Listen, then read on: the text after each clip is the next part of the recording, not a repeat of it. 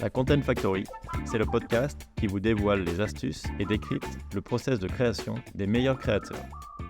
Pour ce 9e épisode de Content Factory, je reçois Maxence Tison. Il vient notamment de monter, il y a quelques mois, une agence de personal branding pour les CEO nommée Premier Plan.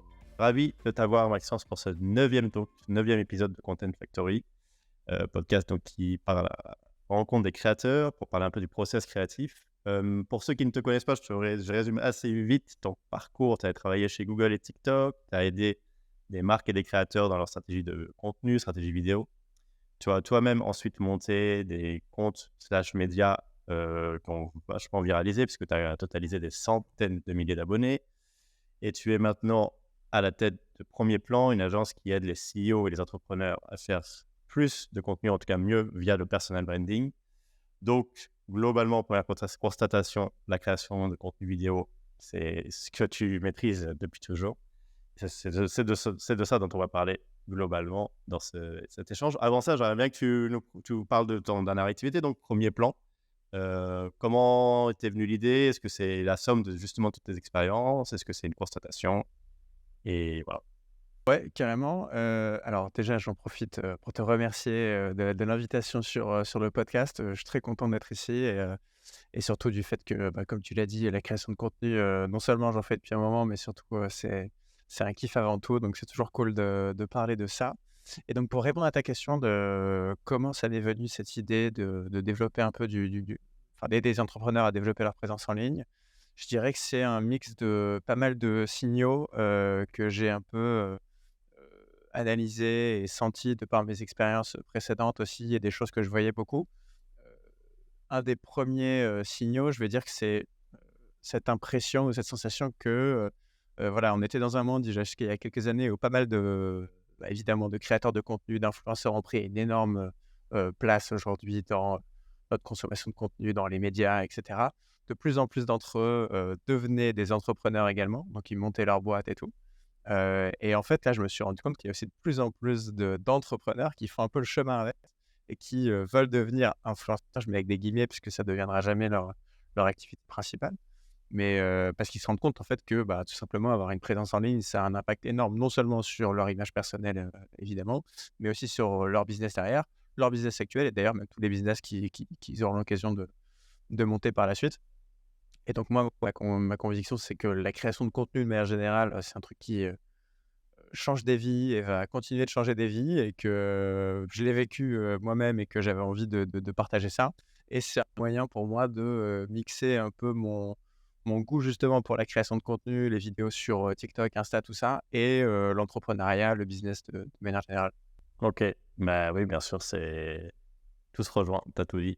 Est-ce que tu trouves que là, dans l'accompagnement que tu fais avec ces personnes-là, est-ce que c'est par manque de temps, de connaissances, ou un peu des deux, qui font pas de stratégie de contenu? Ils savent qu'en gros, ils savent qu'il faut le faire, mais c'est quoi le truc qui bloque en général avec eux, si tu arrives à trouver un trait commun à tous? Ouais, je dirais qu'il y a, il y a plusieurs sujets. Déjà, c'est forcément quelque chose qui prend du temps, Ouais, de se mettre à la création de contenu. Créer des vidéos, c'est même aussi courtes soient-elles et aussi simples soient-elles, c'est un truc qui prend du temps, et c'est un truc dont tout le monde n'a pas le temps à dédier, surtout quand tu es, entrepreneur et cetera et même si tu as des équipes de com en interne, souvent c'est pas leur priorité. Tu as toujours le train-train quotidien, on va dire, qui fait en sorte que c'est pas ta priorité. Pour autant, ils sont conscients qu'ils ont envie de le faire, ils savent que c'est important et cetera, mais donc il y a une notion de temps et après il y a forcément une notion de compétence et d'expertise. C'est même si je sais que je veux le faire et j'ai potentiellement les ressources pour le faire, je ne sais pas exactement comment m'y prendre. Soit je connais pas très bien les plateformes, soit je sais pas exactement, quel, matos utiliser, et surtout qu'est-ce que je vais raconter dans ces vidéos. Il y a une vraie, problématique de légitimité au final, des gens qui se disent: «Beh, attends, mais pourquoi moi, je prendrais la parole?» et ça pareil que sur LinkedIn, tu vois? C'est encore pire avec de la vidéo, de se dire: «Bah, voilà, pourquoi je pourrais prendre la parole et qui suis-je pour m'imposer sur ce réseau, faire des vidéos, raconter ma vie?» Tu as beaucoup ce syndrome de, voilà, je veux pas m'afficher. Donc ça, c'est aussi un accompagnement un peu plus, au-delà de la technique et de juste faire des vidéos, accompagnement un peu plus stratégique sur les aider à mettre le pied à l'étrier quoi, tout simplement. et est-ce que tu ressens quand même chez tous ces personnes-là, l'importance du personal branding quand tu es une marque et que tu veux vendre un produit, ils sont conscients que c'est quasi indispensable, où tu as quand même aussi ce besoin, ce travail-là de dire, bon, vous avez un produit à vendre, vous ne pouvez pas que vous contenter de faire du produit, des contenus qui montrent le produit, il faut aussi un peu vous montrer votre visage. Ça aussi, ça fait partie un peu du travail que tu as à faire, ou ça, tu trouves que c'est acté maintenant, c'est assez bien compris? C'est une bonne question, en fait, pour être honnête, j'ai la chance d'avoir des clients qui sont un peu déjà conscients de ça. C'est aussi comment dire? Le bénéfice d'attirer, ce genre d'audience, c'est, moi, au final, je fais relativement peu de pitch commercial pour les convaincre de l'importance du personal branding. Souvent, les gens avec qui je travaille, ils sont déjà conscients de ça, ils sont déjà assez présents sur LinkedIn, ils essaient de faire un peu de bruit autour d'eux, de leurs produits, de leur marque et cetera, et ils ont envie d'aller à l'étape supérieure. Heu, donc je dirais que non, c'est pas, ça fait pas trop partie du métier. En revanche, ce qui fait plutôt partie du métier, c'est de leur faire comprendre que le personal branding, c'est pas en 10, 15, 30 vidéos que tu vas le construire. C'est un asset qui se construit sur du long terme, et c'est pas parce que tu bombardes et pendant 2 mois, tu vas faire une vidéo par jour que tu vas être, la star de ton secteur d'activité. Donc ça fait un peu plus partie du métier. Il y a forcément une notion d'éducation, de pédagogie et de faire comprendre que la création de contenu, c'est ceux qui gagnent à ce jeu-là, c'est ceux qui jouent le plus longtemps, c'est pas forcément ceux qui jouent le mieux. Tu as vraiment cette notion de régularité et de persistance qui est pas toujours facile à faire comprendre. Eh oui, bien sûr. Surtout, c'est ça, c'est ce que nous disait beaucoup Benoît Dubos dans son épisode quand il y a des besoins de rentabilité assez courts, de faire comprendre que, ben, non, ça va pas être en 2 semaines de contenu que tu vas déclencher, mais malheureusement ou heureusement, ça prend un peu de temps, et donc ça, faut le faire comprendre. Et quand on parle de donc personal branding pour tes marques, toi, ton propre personal branding, il est indispensable, tu le sais, c'est évident. Comment tu gères, enfin, là, j'imagine que la bascule est facile à faire pour toi. Tu sais que tu as besoin de faire du contenu, mais maintenant que tu as une boîte qui, en gros, vante le personal branding, comment tu t'organises? Ouais, alors c'est une bonne question, parce que, en fait, je me considère quand même comme un cordonnier mal chaussé. Parce qu'en fait, donc je fais du contenu, sur LinkedIn, donc plutôt au format écrit avec parfois quelques photos et cetera. Ce qui du coup n'est pas forcément ce que je vends, parce que moi ce que je vends, c'est vraiment de la vidéo. Heu et de la vidéo, en fait, moi aujourd'hui j'ai enfin j'ai une présence principale sur les réseaux, sur un compte qui, s'appelait, Max Éclair, que je viens de rebrander en maxsaison.fr parce que je voulais justement en parler un peu, sortir de ce branding-là. Et en fait, c'est un compte que j'avais lancé il y a en fin d'année dernière, donc c'est quand même relativement récent. Mon but, c'était de m'exercer encore plus à faire des vidéos, sur internet et prouver que ça peut marcher et cetera, en faisant des vidéos de culture G, d'anecdotes historiques, géo, sociétaux parfois et cetera. Donc ça a plutôt bien marché, comme tu l'as dit, je suis passé de plus de 100 000 abonnés sur à peu près tous les réseaux et cetera, donc trop cool. Mais en fait, donc ces vidéos ont participé à construire mon branding parce que ça reste un, comment dire? Un argument aussi commercial, hein, Oui, je me bien cache sûr, pas, de c'est dire: dans ton «Bah, voilà, CV, regardez, quoi. j'ai fait Oui. ça» et Ouais. cetera. Ça justifie un peu d'une compétence sur le sujet. Mais toujours est-il que dans ces vidéos, en fait, je parle pas du tout de mon sujet, à savoir, comment faire des bonnes vidéos sur internet. Et donc ça, justement, c'est la raison du rebranding pour, changer de nom et sortir un peu de ce format, vraiment, culture générale et anecdotes et cetera, pour aller vers des trucs qui sont un peu plus liés et un peu plus proches de mon business. Ouais, OK. Est-ce qu'on peut juste, même si je sais que c'est plus pour le coup de ton actualité, revenir sur le moment où tu crées ces 2 comptes, surtout ou le dernier, ou enfin celui que tu veux en fait?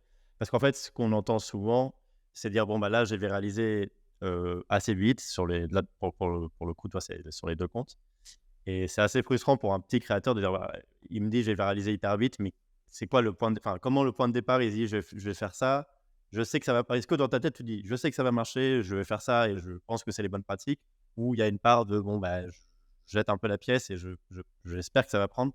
Ouais. Alors, peut-être pour te dire vraiment pour parler un peu du point de départ et cetera, je pense que c'est important de revenir à quelques pas en arrière et te parler de justement, en gros, comment moi je me suis mis vraiment dans la création de contenu. Donc c'était, heu, quand j'ai quitté mon job, chez TikTok, donc il y a un peu plus d'1 an et demi maintenant, je me suis d'abord associé avec quelqu'un qui s'appelle Armand. On a créé une boîte qui s'appelait Armand et Max, c'est pas fiché sur le nom, et on bossait dans, l'ambition, c'était de faire une boîte dans la creator economy, donc l'économie des créateurs de contenu et cetera. Parce que c'est un secteur qui nous passionne, c'est un secteur dont on est convaincu du potentiel encore à venir et cetera. Et donc, en plus de monter ce projet-là, on s'est dit: «Bah, quoi de mieux pour comprendre les créateurs que de nous-mêmes se mettre dans la peau des créateurs de contenu et se mettre à faire des vidéos?» Et on s'est orienté au tout début vers, TikTok parce qu'on s'était dit que, bah, non seulement c'est le réseau, à la mode et cetera, mais surtout c'est le réseau aujourd'hui qui te donne le plus d'exposition, en fait, le plus de découvrabilité quand tu pars de zéro. Et donc c'était, tout début janvier 2022, il y a, ouais, 1 an et demi maintenant, où on s'est dit: «Bah, vas-y, on va faire une vidéo par jour». Et on nous faisait une vidéo par jour effectivement pour parler du sujet de la creator economy. Donc ça peut être parler des influenceurs, de ce qui se passe au niveau des plateformes et cetera et cetera. Et donc on s'est dit: «Bah, allez, tentons de faire ça et cetera». Donc l'avantage, c'est qu'on était 2, donc on faisait en réalité, une vidéo chacun notre tour, donc c'était plus une vidéo tous les 2 jours, en tout cas à titre perso, qu'on devait produire. On s'est déjà rendu compte effectivement, comme je disais avant, que c'est du taf, c'est des choses qui prennent du temps et cetera. De réfléchir à des sujets, trouver des idées, les écrire, les tourner, les monter, les publier. Mine de rien, ça prend du temps. Heu et en gros, donc on s'est mis à faire ça et on a testé pas mal de choses, pas mal de formats différents. Et en fait, pour moi, la technique et la «méthode» entre guillemets pour, se lancer sur le réseau et réussir, elle tient vraiment dans cette toute première étape de se dire: «Allez, je me lance». Et moi, dans tout ce que j'ai fait, que ce soit sur LinkedIn ou après sur l'autre compte, j'ai à chaque fois commencé en me disant: «Vas-y, je me donne 30 jours et je fais un truc par jour». Et c'est en fait la meilleure manière pour se dire: «Bah, voilà, je vais non seulement comprendre plein de mécanismes, je vais, découvrir ce qui marche, je vais découvrir ce qui marche pas, je vais m'améliorer sur plein de trucs». Et en fait, tu peux être sûr et certain que dans 30 jours, tu seras peut-être pas, famous et tu auras, 100 000 abonnés. Mais en revanche, tu auras compris, ce qui marche, ce qui marche pas.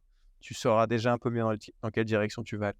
Et 30 jours, c'est rien franchement, enfin, ça se fait hyper vite, tu vois? C'est le 30 jours où tu donnes un peu, une rigueur à le faire et cetera.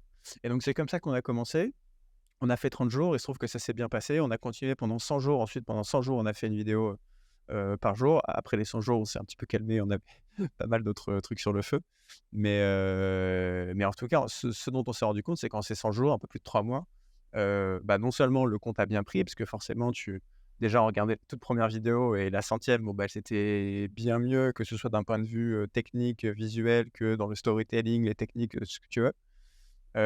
Et aussi on s'est rendu compte que, bah, non seulement le compte marchait un petit peu et qu'on avait commencé en fait à rencontrer un peu du monde, à avoir des opportunités qui nous tombaient dessus.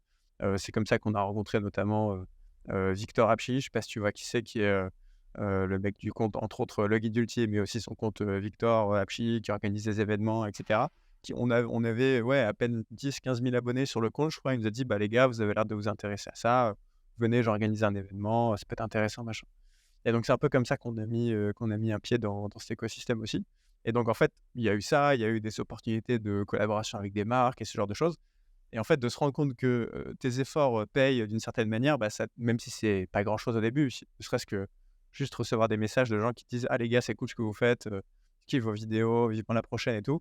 Tu vois, c'est des petits signaux, faibles comme ça qui te disent: «Bon, bah, allez, je suis dans la bonne direction, il y a des gens qui kiffent, il se passe des choses sympas, je continue».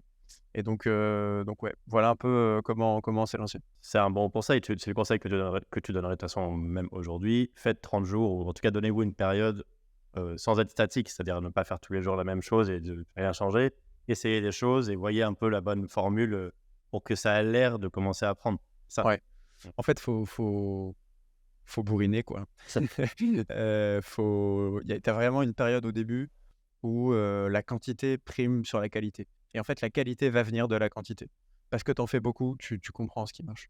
Tu peux pas faire que de la qualité au tout début, tu vois? Donc tu es obligé de passer par une phase où, bah, tu vas faire de la merde, tu vas faire des flops, tu vas faire des vidéos qui seront dégueulasses. Mais c'est le jeu en fait, il y a personne qui a fait que des trucs trop stylés et tout le monde a des casseroles derrière soi, tu vois?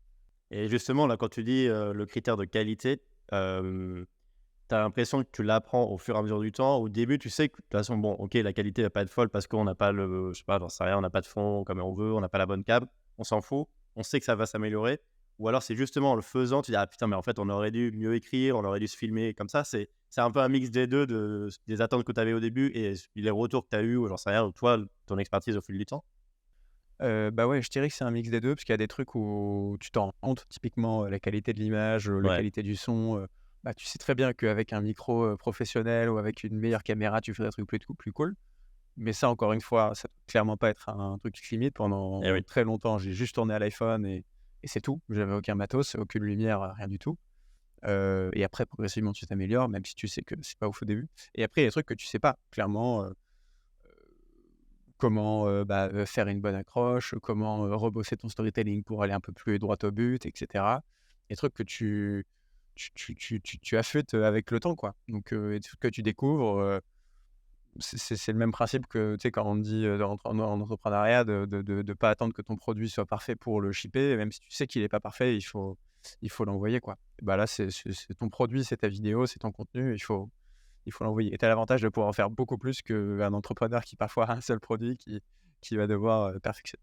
Et alors un truc, que nous a dit Caroline Mignot là, la dernière fois, mais qui est très vrai, mais qu'en fait tu t'y attends pas, c'est comment gérer un compte à succès et comment gérer les interactions qui peuvent devenir pour le coup pas que positives. Parce qu'elle elle nous parlait de particulièrement un contenu qui a fait plus de 10 millions de vues en cumulé sur tous ses réseaux et d'un coup elle a eu un afflux, même si elle était déjà très, visible et très connue, elle a eu un afflux de nouveaux abonnés, nouveaux types de commentaires, nouveaux types de réactions. Ça, c'est la même chose. Là, toi, tu l'as vécu avec des comptes à succès. C'est un truc qui te tombe un peu dessus ou est-ce qu'il faut déjà se prévoir, même si évidemment, c'est voir très loin, et se dire, bon, bah, il y a un moment, ça pourrait beaucoup prendre ce que je suis en train de faire. Ça pourrait largement, ouais, beaucoup prendre, c'est pas très beau, ça pourrait prendre.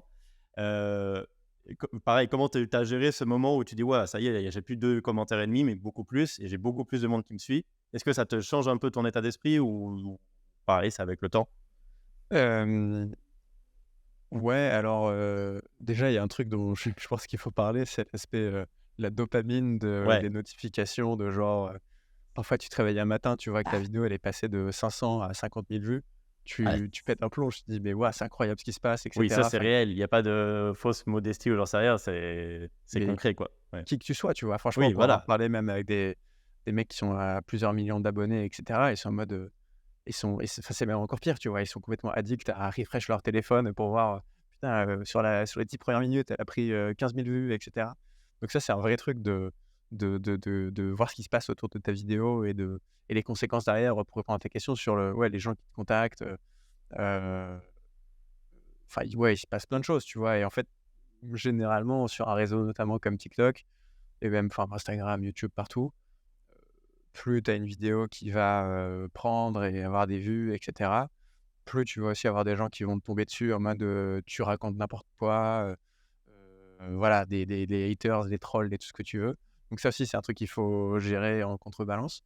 Mais donc ouais, après effectivement, pour moi, en fait, c'est le fait d'être présent en ligne, c'est un aimant à opportunités. Tu as pas que des bonnes opportunités, tu as des gens qui viennent te voir pour, tout et rien.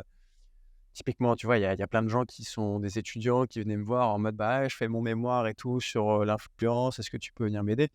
En vrai, des messages comme ça, quand on reçoit, 2, c'est cool, mais quand on reçoit 50 tout le temps, bah, non, en fait, genre, je peux pas dire oui à tout, tu vois? Donc et à l'inverse, tu reçois des opportunités trop cool, que ce soit pour, des invitations à des événements, des rencontres avec des gens qui ont vraiment des choses à proposer, de partenariats, de je sais pas quoi. Donc faut savoir faire le tri, dans tout ce qui arrive dans ton inbox, par mail, dans tes DM ou quoi que ce soit. Mais en tout cas, c'est que du positif pour moi, même si tout n'est pas à prendre. C'est que du positif d'avoir en fait un flux entrant comme ça de gens qui veulent te contacter et rentrer en contact avec toi, quoi. Ouais. Bah, le mot-clé, tu l'as dit, c'est un aimant à tout, donc préparez-vous à ce que ça soit un aimant, à tout genre. Oh bon, ça va tirer tout. Tu as parlé justement de dopamine et des métriques qui étaient importants. Est-ce que toi, les métriques que tu regardais, parce qu'en fait là, on peut dire que ta création de contenu en perso, elle est quoi? En pause ou elle est en comment tu considères? Tu es en genre Ouais, de elle est un sorte petit quand peu en j'enlève LinkedIn, pause. hein? Ouais, bien sûr, bah, effectivement en vidéo, elle est, un petit peu en pause, enfin OK, depuis, ouais, 2, 3, 4 mois là, OK, j'ai un peu lâché. Mais d'ailleurs, j'ai tourné des vidéos la semaine dernière, donc je vais, là cool. c'est en montage, donc je vais pas tarder à commencer à reprendre, justement pour faire un peu cette réorientation. Mais donc ouais, c'est un peu en pause. OK, et donc à l'époque donc, on peut dire ça, les métriques que tu regardais là, est-ce que tu fais maintenant pour premier plan? Est-ce que c'est toujours ça reste les mêmes métriques? Alors ou alors c'est pas du tout les mêmes trucs parce que d'un côté tu avais un besoin de visibilité, a priori, qui était la priorité, alors que là quand tu t'accompagnes les CEO, les entrepreneurs, ça va être pour, comme tu as dit, à long terme avec de la croissance qui est voulue. Donc, est-ce que les métriques sont les mêmes? Quels sont en tout cas les trucs que tu regardes en premier, le fait que tu puisses dire, OK, bah là, j'ai l'impression que c'est un contenu qui a fonctionné plus qu'un autre? Les, métriques que je vais regarder pour analyser un peu un contenu, je pense numéro un c'est le nombre de vues, c'est l'évident, tu vois? C'est un très bon signal de savoir si une vidéo a bien marché ou pas. Si elle a fait, 500 vues et que tu penses que la vidéo est géniale, bah, en fait, elle était pas si géniale que ça et parfois tu peux poster une vidéo, tu te dis: «Oh celle-là, c'est pas ouf» et cetera. Tu la postes et ça va faire 50-100 000 vues. Donc là, en fait, c'est plutôt toi qui t'es trompé dans ton jugement et ça, pour le coup, c'est un truc qui arrive à tous les créateurs de faire un succès inattendu et à l'inverse, faire un truc où tu as mis beaucoup d'efforts et que ça marche pas. Donc le nombre de vues, ça reste l'indicateur, principal. Le taux d'engagement, c'est aussi un indicateur hyper important, le nombre de likes, de commentaires. Sur TikTok notamment, alors un peu moins maintenant, mais je regardais, le taux d'engagement. En gros, je prenais le nombre de likes divisé par le nombre de vues. Si c'était supérieur à 10, je me dis: «Bah là, il s'est passé un truc cool, la vidéo, elle va probablement, prendre et bien marcher». Maintenant, j'ai l'impression que ce seuil, il est un petit peu baissé, même une bonne vidéo, autour de 5 d'engagement, ça fonctionne quand même bien et cetera. Mais donc c'est 2 premiers signaux que je regarde et après d'un point de vue un peu plus, technique sur TikTok, c'est dispo, je sais même pas si ça l'est sur Insta, mais la courbe de rétention, d'une vidéo en gros où tu vois voilà au bout de 2-5 secondes, quel est le pourcentage des gens qui sont par là vs les gens qui ont swipé complètement. Donc ça c'est je dirais ça c'est surtout un signal qui est intéressant pour te dire, est-ce que l'accroche de ma vidéo était intéressante? Et voilà, on sait que l'accroche, c'est 80-90 du succès de ton contenu. Donc ça, c'est pour vraiment les KPI, les outils de mesure, liés à la vidéo en elle-même. Et après, comme moi, je travaille avec des entrepreneurs et Eh oui. qui veulent développer leur business, bah, ils vont me dire: «Bon, bah, c'est cool de faire des vues et cetera, mais quel est l'impact, vraiment sur mon business?» Et pour être honnête avec toi, c'est là où, bah, c'est un peu plus dur parce que forcément, je te dis pas: «Allez, on se lance sur TikTok et dans 2 mois, tu as 10 leads par semaine qui veulent bosser avec de gens qui veulent bosser avec toi». Mais ça va être encore une fois des signaux faibles, des gens qui vont t'envoyer des DM, déjà de voir ton nombre d'abonnés, grossir, ça aussi c'est un métrique intéressant. Des gens qui vont t'envoyer des DM, des gens qui vont ensuite aller, te suivre sur LinkedIn, tu vois un peu le TikTok, il faut le voir comme étant tout en haut du funnel de conversion et plus les gens vont descendre un peu dans les étapes, aller sur ton site, s'inscrire à ta newsletter, t'ajouter sur LinkedIn ou ce genre de choses, plus tu considères qu'en fait c'est des signaux positifs pour ensuite, atteindre le tout en bas, peu importe ce que c'est, si tu vends, des formations, des produits, ce que tu veux. Hem, donc c'est, on va dire, et en fonction des profils, essayer d'établir des comment dire? Des outils de conversion, enfin des outils de mesure de conversion un peu intermédiaires sans forcément dire: «Voilà, j'ai vendu, tel produit, autant par semaine». C'est-à-dire un peu des signaux faibles qui vont se positionner un peu de manière intermédiaire, quoi.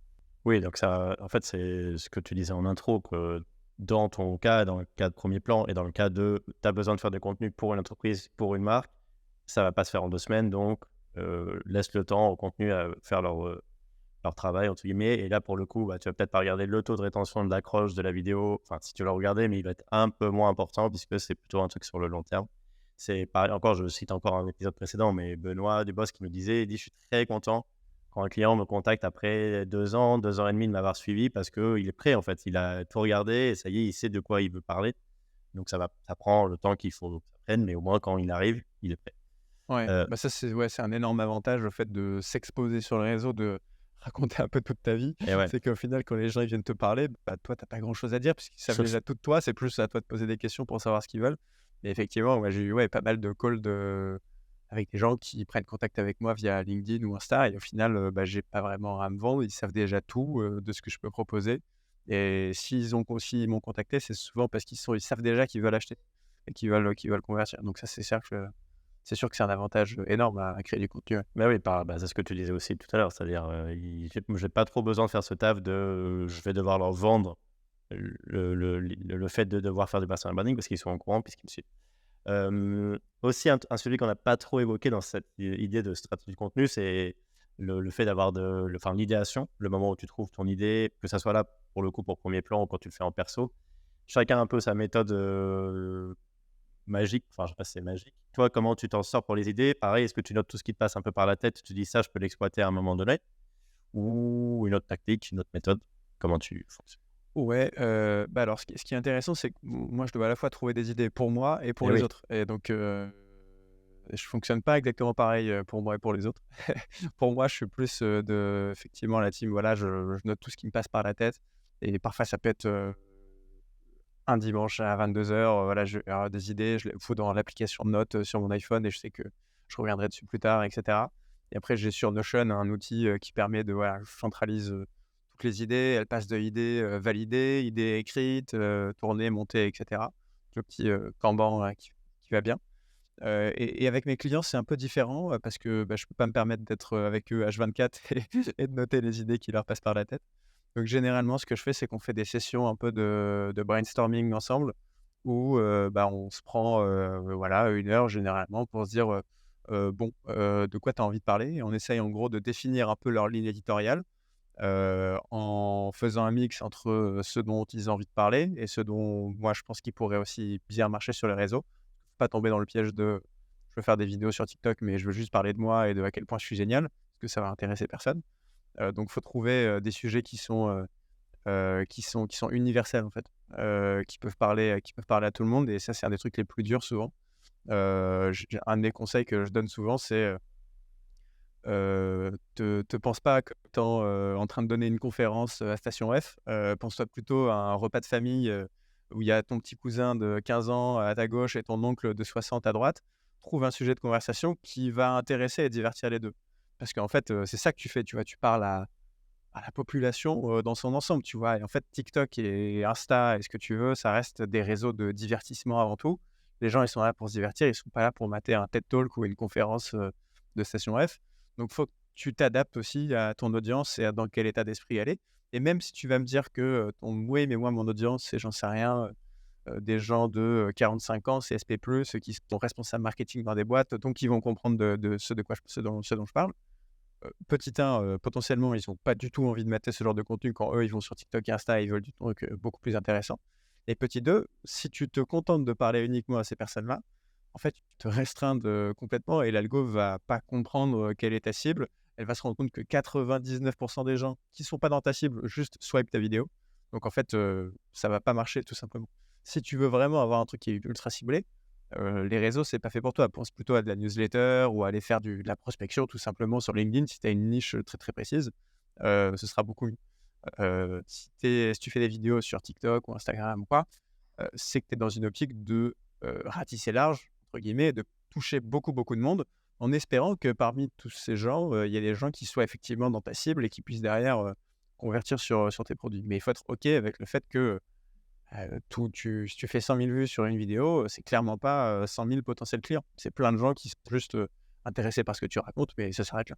c'est sûr. Et est-ce que tu rejoins ce truc qu'on entend de plus en plus et avec lequel je suis assez d'accord, c'est qu'une idée va te faire, enfin, va t'amener vers le canal qu'il faut. Donc ça peut en fait, vaut mieux dire: «Je veux parler d'un sujet, quel est le meilleur canal pour en parler?» plutôt que dire: «Je veux faire un TikTok». C'est dans ce sens-là qu'il faut le penser. Ouais, ouais, ouais, Ouais, je tu suis peux dire assez non, hein, tu d'accord, veux dire. non, non, si, en vrai, je suis assez d'accord avec cette idée, en fait, je pense aussi qu'une idée peut s'adapter à différents réseaux, tu vois? Tu peux avoir, voilà, une idée, je sais pas, un constat, une opinion que tu as envie de partager. Tu peux la partager, dans un post LinkedIn, tu peux en faire une vidéo YouTube de 10-15 minutes, tu peux en faire un TikTok de 30 secondes, tu peux en faire une newsletter qui sera beaucoup plus détaillée. Heu, enfin, en fait, encore une fois, effectivement, moi, je suis plutôt parti de dire, quasiment chaque idée peut trouver sa place selon ton réseau, mais il faut aussi adapter l'idée dans la manière dont tu vas la formaliser. Tu vois, je te prends un exemple à la con, l'immobilier. Bon, bah, l'immobilier, c'est un truc qui est, à la fois, très technique, il faut s'y connaître, il y a plein de trucs à savoir et cetera et en même temps, c'est un truc qui touche la France entière, tu vois? Tout le monde s'intéresse à l'immobilier de près ou de loin, que ce soit pour, trouver un appart ou, investir. Donc tu peux aussi en faire des TikTok et d'ailleurs, même sur TikTok, il y a des gens qui parlent d'immobilier et qui marchent très bien. Donc tu vois, et je suis sûr qu'en newsletter et LinkedIn, il y en a encore bien plus. Donc pour moi, peu importe le sujet, aussi technique soit-il, tu peux toujours trouver un moyen de le vulgariser à l'extrême pour qu'il soit consommable en snack content sur Insta et TikTok et évidemment de le rendre aussi compliqué que tu veux sur nos plateformes. Oui, oui, c'est ça. Donc, c'est pas si loin. C'est juste de dire, tu as une idée de base, maintenant, trouve la manière de bien la formuler en fonction du canal en question. Est-ce que tu te sers du recyclage de contenu avec tes clients pour dire, bon, voilà, on a une idée qu'on a développée, elle a bien marché sur une plateforme, un canal. On va la réutiliser en contenu court ailleurs. Tu t'en sers? Ouais, carrément. Alors je pense que je le fais pas assez, mais je devrais plus le faire. En fait, oui, c'est sûr que déjà il y a des idées où tu te dis, voilà, c'est un peu des sujets, universels, qui peuvent, presque marcher à tous les coups, j'ai envie de te dire. Hem, Après il faut pas non plus avoir peur de réutiliser des idées, d'autres personnes. Tu vois? Moi, ça m'arrive souvent de voir une vidéo, voir un post LinkedIn ou me dire: «Tiens, c'est vraiment intéressant» et la personne a dit un truc que j'ai trouvé cool. Moi, j'ai peut-être un avis un peu différent, je voudrais compléter ou quoi que ce soit. J'enregistre le truc et je me dis: «Bah, je vais parler de ça». Vraiment là, pour moi, il y a pas de comment dire? Je suis pas trop, je vais pas dire que je pense pas qu'il y a pas de plagiat, mais j'aime pas là de dire: «Ah, tu copies, c'est du plagiat» et cetera. En fait, pour moi, c'est ce que tu produis est unique à partir du moment où c'est toi qui le produis. Parce qu'en fait, si c'est toi qui le fais, tu vas forcément apporter, quelque chose de différent et cetera et tu as beau essayer de copier mot pour mot, bon, enfin, vraiment, si c'est du copier-coller, évidemment, c'est du plagiat. Mais si juste tu reprends les idées ou tu l'adaptes, tu donnes ton avis et cetera, pour moi, c'est complètement OK et d'ailleurs, enfin, TikTok en est le parfait exemple avec la notion de trends où c'est juste, voilà, tu reproduis une vidéo de quelqu'un d'autre, un peu à ta manière en changeant 2-3 trucs. Ça pour moi, c'est complètement OK, tu vois? Et donc c'est aussi une manière d'avoir plein d'idées. C'est avant tout de consommer du contenu, sur tous les réseaux, possibles et imaginables pour ensuite avoir de la matière, en fait, à traiter et avoir des sujets, des idées, de trucs à raconter, quoi, tout simplement. Ouais. Heu, dernière question, plus ou moins, enfin, dernier grand chapitre, tu vas pas y échapper. L'IA aujourd'hui va nous aide vachement dans la création de contenu. Hem, Toi, comment tu le vois, en gros, l'avenir de la création de contenu dans ta propre activité et avec l'IA? Comment ça peut t'aider? Comment ça va t'aider? Comment ça ne peut ne pas t'aider? Ouais.